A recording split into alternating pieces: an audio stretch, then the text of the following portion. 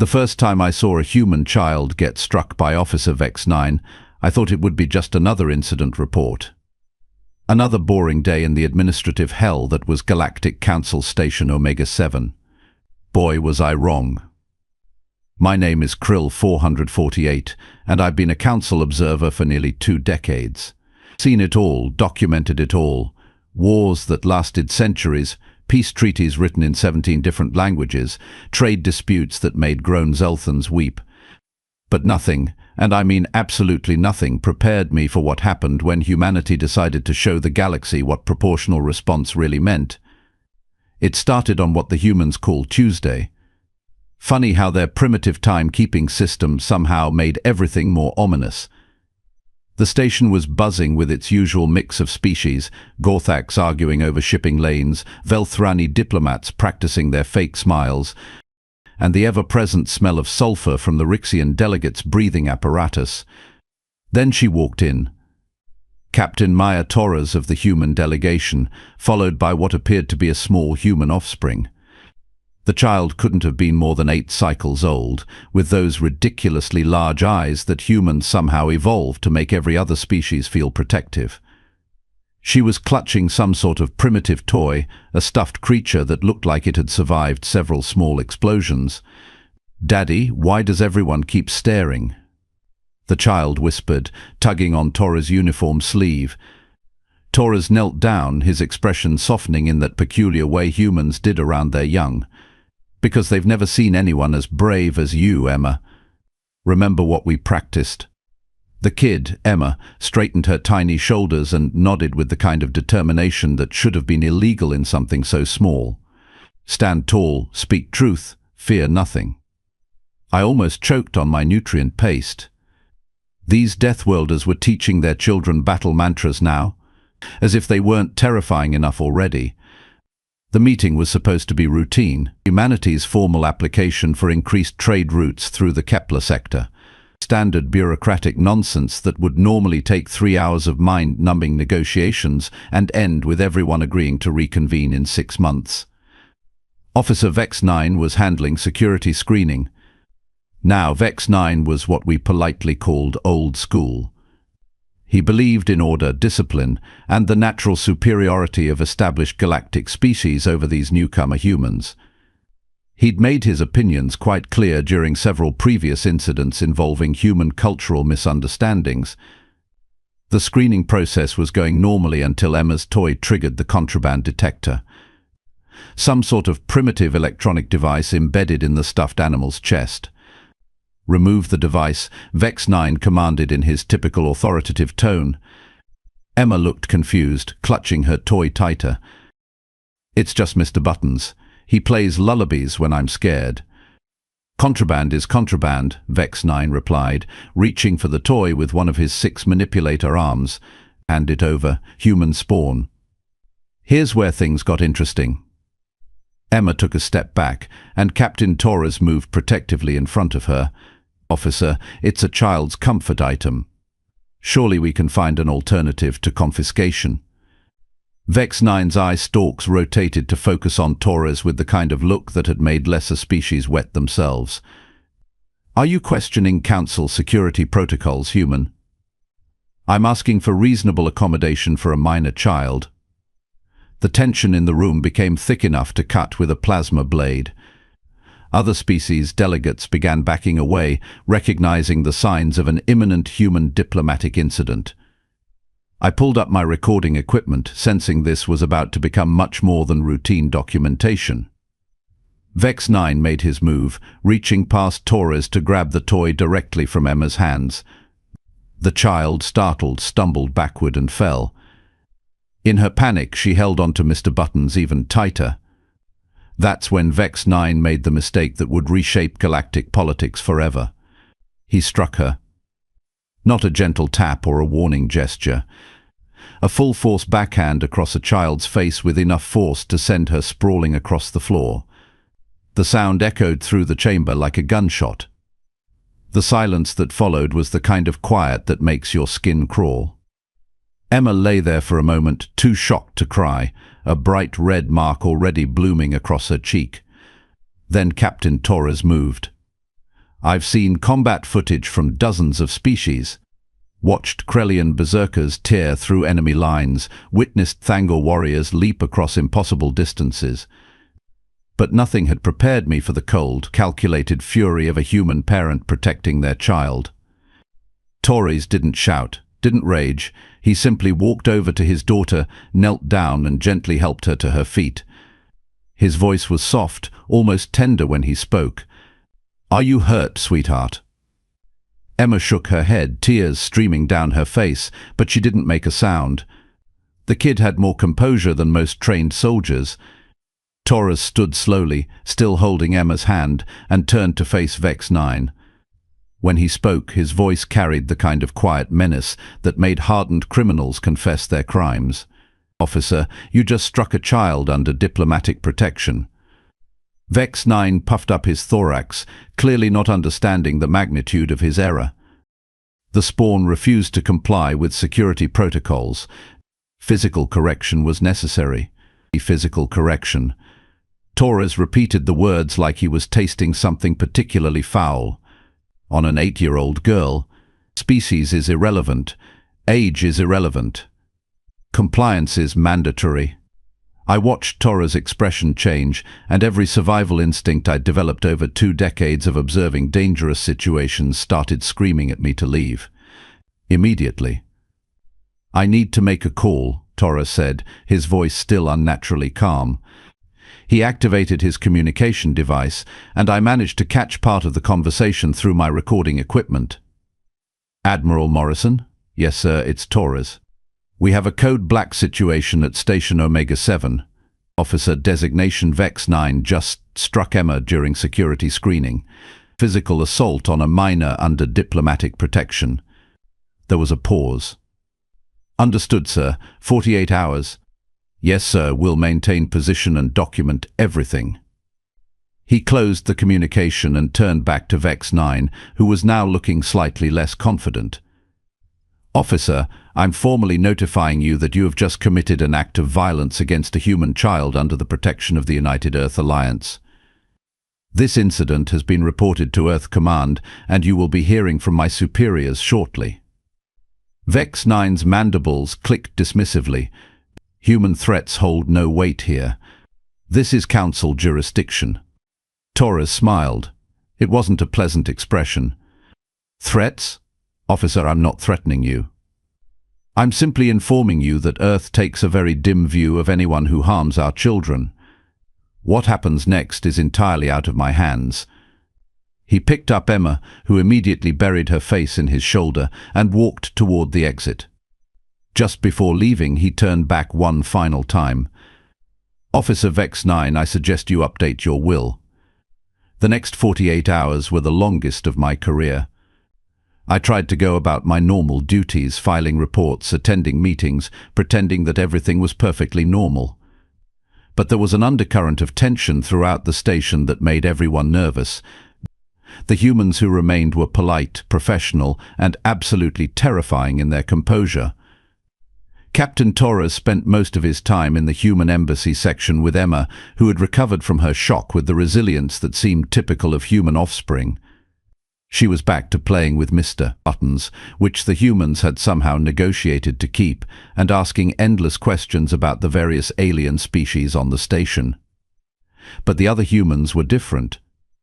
They moved with a purpose that made seasoned warriors step out of their way. Phone calls were made in hushed tones. The equipment was quietly relocated. Personnel movements that looked random but followed patterns that suggested military precision.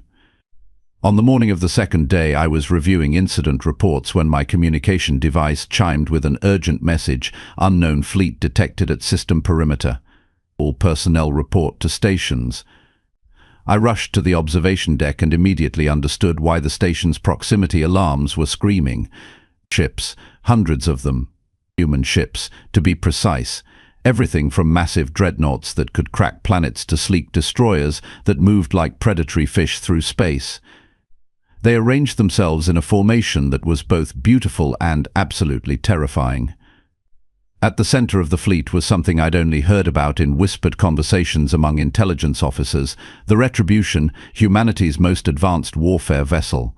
to ship that had never been defeated in battle and had earned the nickname Planet Breaker after the Century incident. Station Commander Thex Prime called an emergency assembly.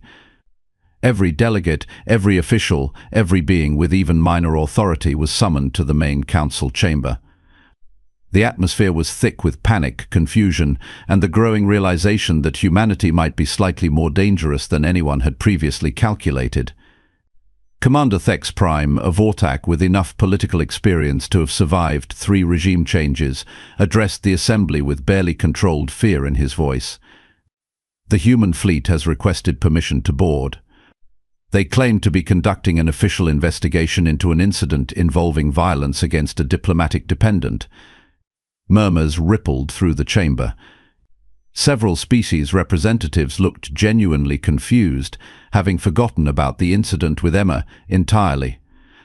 Surely this is an overreaction, Council Member Zephyr 12 commented. One minor altercation hardly justifies this level of military presence. That's when Captain Torres entered the chamber, still carrying Emma, who was looking around with the wide-eyed fascination of a child seeing a zoo for the first time. Council members, Torres said, his voice carrying easily through the large space, allow me to introduce you to Admiral Sarah Morrison, commander of the Third Fleet, and the woman who will be conducting this investigation. The main view screen activated, showing the interior of what was obviously a military command center. The woman who appeared on screen looked like she could bench press a small planet and would consider it light exercise. Admiral Morrison's voice filled the chamber with the kind of authority that made planets surrender without firing a shot. Station Command, this is Admiral Morrison of the United Earth Alliance Third Fleet. 47 hours ago, one of your security officers committed an act of violence against a human child under diplomatic protection. This constitutes an act of war under Earth Alliance military code. The silence that followed could have been used to preserve food. However, Morrison continued, Earth Command recognizes that this may have been the action of a single individual rather than station policy. Therefore, we are prepared to limit our response to the individual responsible, provided he is turned over to human justice within the next 60 minutes. Commander Thex Prime's translator started smoking from overuse as he stammered, Admiral, surely we can resolve this through proper diplomatic channels. The Council has established procedures for addressing such incidents. Morrison's smile was the kind of expression that probably haunted the nightmares of enemy commanders. Commander, let me explain something about human psychology. We are a species that has survived ice ages, plagues, natural disasters, and our own violent nature for thousands of years. We have evolved exactly one unbendable rule: harm our children, and we will end you. She paused, letting that sink in. Your officer struck an 8-year-old girl. A child who was scared, in a strange place, surrounded by aliens, holding the only familiar thing she had. He could have simply explained the situation, asked for cooperation, or called for a translator. Instead, he chose violence against a child. Emma, who had been quietly listening, suddenly spoke up. Admiral Morrison? Mr. Buttons wasn't really contraband. He just plays music when I have bad dreams. Morrison's expression softened slightly when she addressed Emma.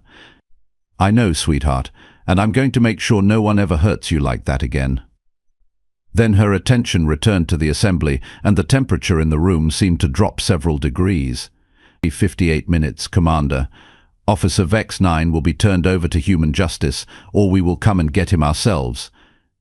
And trust me, you really don't want us to come and get him ourselves.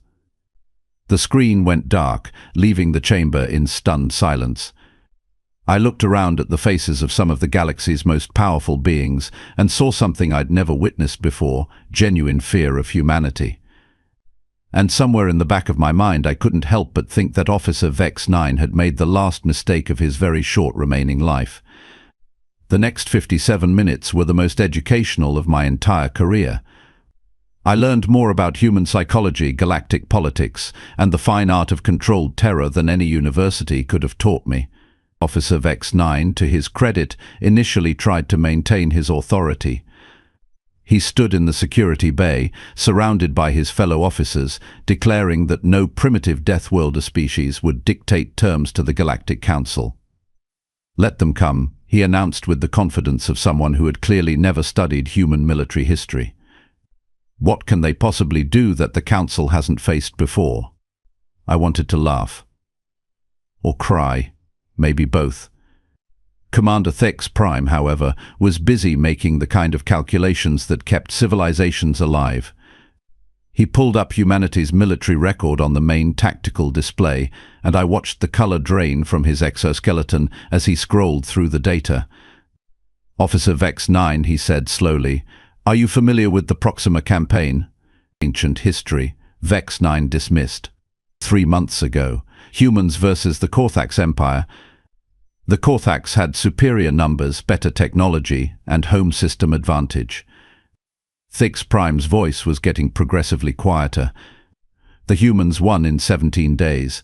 Total victory. The Korthax surrendered unconditionally. Propaganda. The Titan incident to exaggerated reports. The fact that human ships are currently capable of glassing this entire station without breaking formation. That one finally got Vex 9's attention.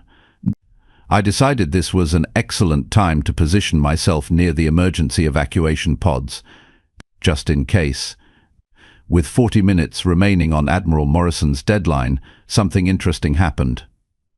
Captain Torres received another communication, this time on an open channel that everyone in the chamber could hear. "Torres, this is Colonel Rebecca Hayes aboard the Destroyer Vengeance. We've got visual confirmation of the target. Request permission to begin psychological operations." Torres looked around the chamber, his expression unreadable. "Negative, Colonel. We're still within diplomatic parameters. Maintain position." "Sir, the crew is motivated. They've seen the footage of the incident." "I understand, Colonel. But we follow protocol. Admiral Morrison's timeline stands." The communication ended, but the message was clear. The entire human fleet knew what had happened to Emma, and they were not happy about it. I found myself studying the tactical display more closely.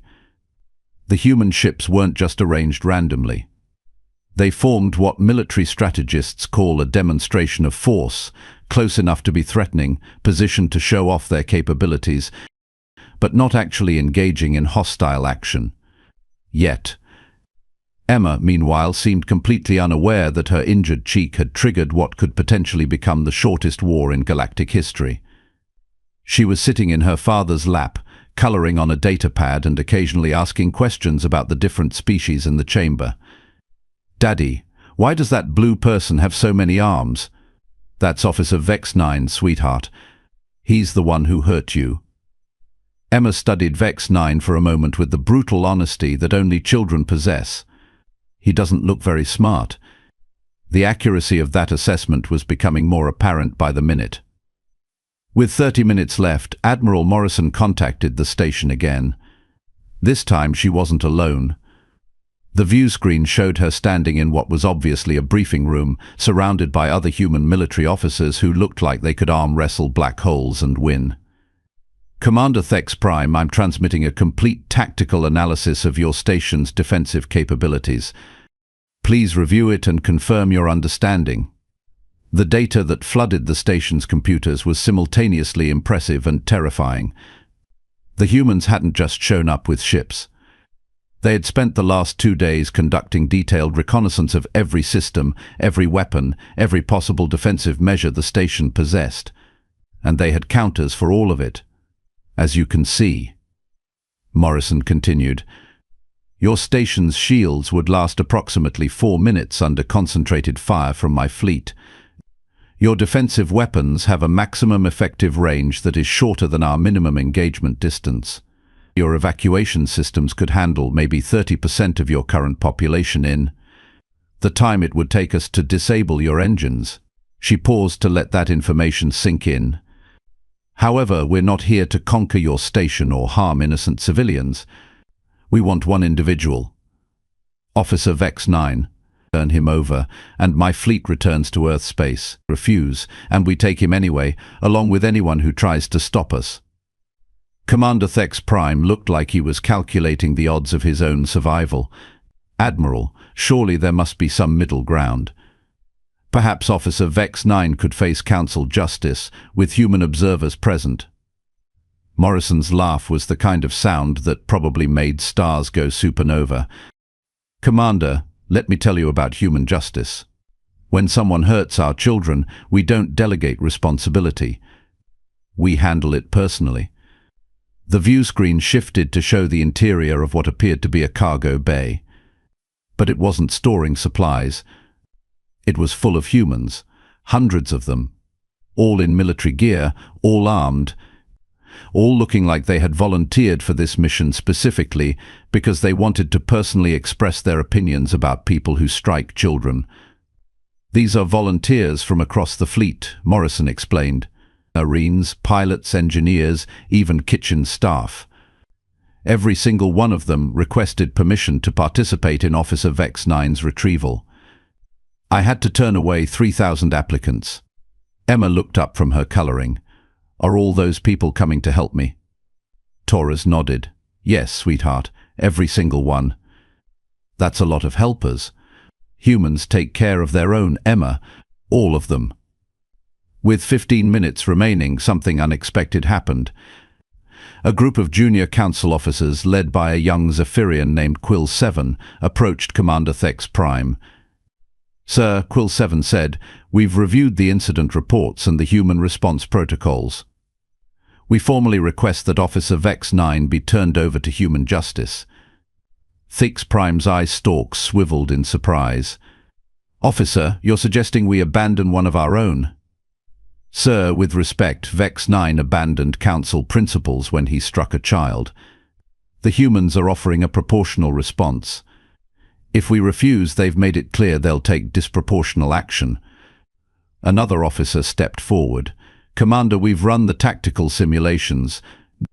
If the humans decide to take Vex 9 by force, station casualties could reach 60%. And that's assuming they're trying to minimize collateral damage. Which they probably would be, added a third. Humans have a documented history of protecting non-combatants, even during military operations. I found myself nodding along with their assessment. Say what you will about human aggression, but their military doctrine actually showed remarkable restraint toward civilians. They were precise in their violence, surgical in their retribution. Unfortunately for Vex 9, he had placed himself directly in the crosshairs of that precision. With 10 minutes left, Admiral Morrison made her final contact. Commander, this is your last opportunity to resolve this diplomatically. My Marines are loaded, my ships are armed, and my patience is exhausted. Officer Vex 9 struck a human child. That makes him a legitimate military target under our rules of engagement. Emma suddenly stood up and walked toward the view screen. Her father started to stop her, but she was determined. Admiral Morrison, can I ask you something? Morrison's expression immediately softened. Of course, sweetheart. What's your question? If Mr. Vex 9 says he's sorry, would that help? The silence that followed was profound. Here was an 8-year-old child, still bearing the mark where she'd been struck, asking if an apology might prevent a war. Morrison took a deep breath before answering. Emma, that's a very kind question. But some actions require more than apologies. When adults hurt children, other adults have to make sure it never happens again. Emma nodded solemnly, like when Tommy pushed me at school and the teacher made him sit in timeout. Exactly like that, except Officer Vex 9's timeout is going to be much longer. With 5 minutes remaining, Commander Thex Prime made the decision that probably saved thousands of lives. Officer Vex 9, you will surrender yourself to human custody immediately. Vex 9's mandibles clicked furiously. I will not submit to alien justice. This is Council territory. Not anymore, Thex Prime replied grimly. Security, escort Officer Vex 9 to Docking Bay 7 for transfer to human custody. The next few minutes were chaos. Vex 9 resisted, declaring that his actions were justified under Council regulations. His fellow security officers looked torn between loyalty and self-preservation. Several delegates tried to leave the chamber, apparently deciding they didn't want to witness whatever was about to happen. But the most interesting reaction came from Emma herself. As security officers moved to apprehend Vex 9, she walked over to where he was struggling and looked up at him with those enormous human eyes. "Mr. Vex 9, she said in her small, clear voice, "I forgive you." Vex 9 stopped struggling. Everyone in the chamber went silent. But Emma continued, "My daddy says that forgiveness doesn't mean there aren't consequences. You hurt me, and that wasn't okay. So you have to go with the other humans now and learn why it's not okay to hurt children." The simplicity and maturity of her statement left the entire chamber speechless. 10 minutes later, Officer Vex 9 was transferred to human custody. I watched through the docking bay viewports as he was escorted aboard a human shuttle by Marines who looked like they were restraining themselves from expressing their personal opinions about his character. Admiral Morrison's final communication was brief and professional. "Station Command, Officer Vex 9 is now in human custody. He will face trial under United Earth Alliance military justice. Thank you for your cooperation in resolving this matter diplomatically." The human fleet began withdrawing from the system, their formation as precise and intimidating as their arrival had been. But Captain Torres and Emma remained on the station for one more day. I found Torres in the observation lounge that evening, watching the last of the human ships disappear into hyperspace. Emma was asleep in his arms, finally looking like the child she was instead of the diplomatic incident she had become. "Captain," I said, approaching carefully, "may I ask what will happen to Officer Vex 9? Torres was quiet for a long moment. "He'll get a fair trial. Human military justice isn't about revenge, despite what some people think. He'll be evaluated, probably sentenced to rehabilitation and community service. That seems lenient." Torres smiled, and for the first time since the incident it reached his eyes. Krill 448, the punishment isn't really the point. The point is that every species in this sector now knows exactly how humanity responds when someone hurts our children. I considered that. "A demonstration. A lesson," Torres corrected. "We don't want to conquer anyone or start wars. We just want everyone to understand that human children are off limits. Forever." He shifted Emma to a more comfortable position, and she mumbled something in her sleep about Mr. Buttons needing a bath. "You know what the really beautiful part is?" Torres continued. "Emma's going to grow up knowing that when someone hurt her, thousands of humans she'd never met dropped everything to make sure she was safe. That's the kind of species we are." 3 weeks later, I received a package at my office. Inside was a hand-drawn picture from Emma showing stick figures of humans and aliens playing together, along with a note that said, "Thank you for being nice to me and Daddy. Love, Emma." There was also a formal commendation from Admiral Morrison, thanking me for my objective documentation of events leading to successful diplomatic resolution. I framed both items and hung them on my office wall. 6 months later, Officer Vex 9 was released from human custody. He had completed a rehabilitation program that included extensive education about child psychology, human cultural values, and conflict de-escalation techniques. He returned to council service as a junior administrator, assigned to filing reports in the agricultural sector. He never worked security again. The incident became required study material at the Galactic Diplomatic Academy, taught as an example of how quickly routine situations can escalate when cultural differences aren't properly understood. But more importantly, it established what became known as the Emma Doctrine, an informal but universally understood rule that human children under diplomatic protection were to be treated with the same care and respect as heads of state. Because the galaxy had learned that humanity's greatest strength wasn't their military technology or their tactical brilliance. It was their absolute, unwavering commitment to protecting their young. And anyone foolish enough to test that commitment would find themselves face to face with the full might of a species that had clawed its way up from the bottom of a death world by never, ever abandoning their own.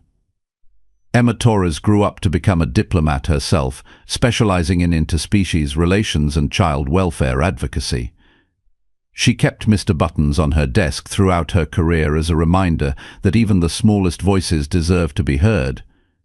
And somewhere in the agricultural filing department, a former security officer spent his days processing grain shipment reports and thinking very carefully about the consequences of violence. The galaxy was a safer place for children because of it. All because one little girl refused to let go of her teddy bear, and her species refused to let go of her.